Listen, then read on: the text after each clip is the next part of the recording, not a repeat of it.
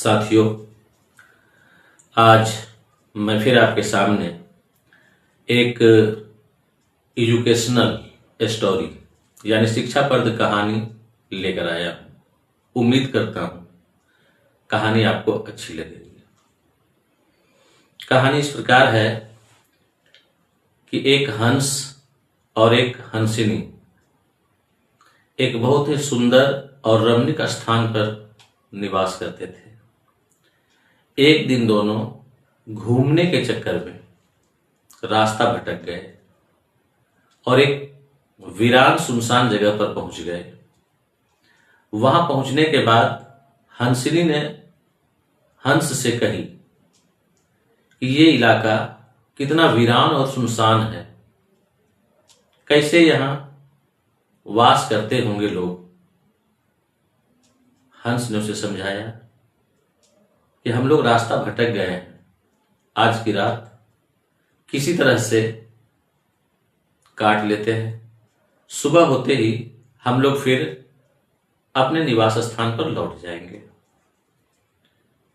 जिस पेड़ पर हंस और हंसनी रुके हुए थे उसी पेड़ के ऊपर एक उल्लू बैठा था। जैसे रात हुआ उल्लू चीखना शुरू कर दिया।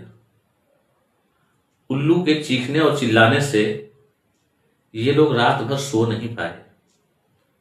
तब हंस ने हंसनी से कहा कि देखो, ये उल्लुओं का इलाका है, इसलिए ये इलाका वीरान और सुनसान है। सुबह हुई, हंस और हंसनी जाने लगे। उल्लू ने पुकारा, मित्र हंस, रात में मेरे चीखने और चिल्लाने की वजह से जो आपको तकलीफ हुई है उसके लिए मुझे क्षमा कर दो। हंस बोला, अरे मित्र, कोई बात नहीं, अब हम लोग चल रहे हैं। और हंस और हंसनी जाने लगे। उल्लू पीछे से चिल्लाया, अरे हंस, तू जा रहा है तो मेरी पत्नी को कहां लिए जा रहा है? हंस चौंक गया, बोला, ये तुम्हारी पत्नी नहीं है, ये तो हंसिनी है, ये मेरी पत्नी है। उल्लू कहा, नहीं, ये मेरी पत्नी है।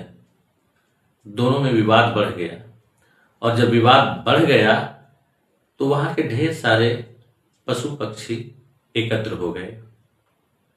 बात पंचायत की हुई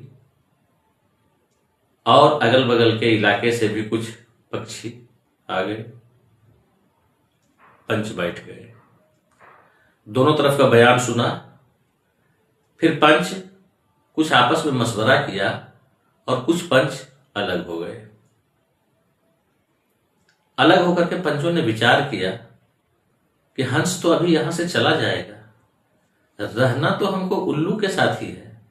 हम जानते हैं कि हंसिनी उल्लू की पत्नी नहीं हो सकती है, लेकिन हमारा साथी, हमारे साथ रहने वाला तो उल्लू है, हंस तो चला जाएगा, इसलिए फैसला उल्लू के पक्ष में हो। पंच लौट आए और फैसला सुनाया कि सारी बातों पर गौर करने के बाद हम पंच इस नतीजे पर पहुंचे हैं कि हंसिनी उल्लू की पत्नी है।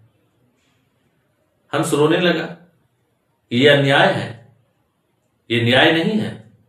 हंसिनी उल्लू की पत्नी नहीं है, हंसिनी मेरी पत्नी है। लेकिन फैसला तो हो चुका था। हंस रोता लगता जाने लगा।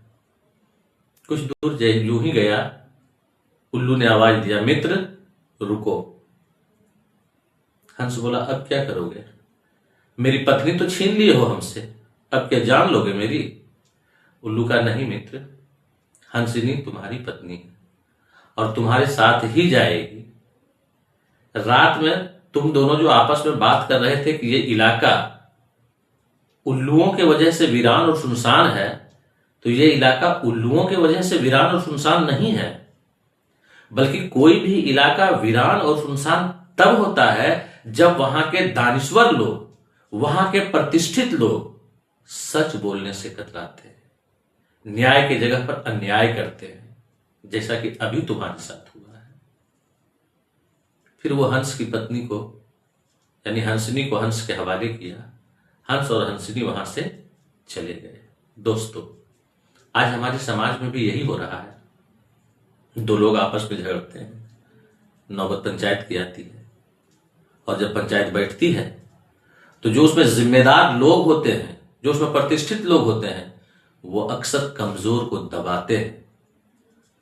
और अगर कोई ताकतवर या समाज का प्रतिष्ठित व्यक्ति या उस व्यक्ति के घर वाले जुल्म भी करते हैं, नाजायज भी करते हैं, अन्याय भी करते हैं, तो पंचायत उसी को सपोर्ट कर देता है। कमजोर को बेवजह गलती लगाकर उसको सजा दी जाती है। आज हमारा समाज इसी से बिखरता जा रहा है। इसलिए प्रतिष्ठित लोग, जिसको हर तरह से ताकत है, इज्जत है, समाज में बोलने की रुतबा रखता है, उनको चाहिए कि न्याय को न्याय करे, ताकि अन्याय डरे। अन्याय चाहे जो कोई करे, उसके मुंह पर फौरन उसे कहना चाहिए कि ये तुम्हारी गलती है, तुम यहां अन्याय कर रहे हो। और जब तक समाज के लोग ऐसा नहीं करेंगे, हमारा समाज सही दिशा में नहीं जा सकता है। इसलिए समाज के ऐसे लोगों से मेरी अपील है कि अगर आपको मौका मिले तो आप न्याय कीजिए, चाहे सामने का व्यक्ति कितना ही ताकतवर, कितना ही प्रतिष्ठित,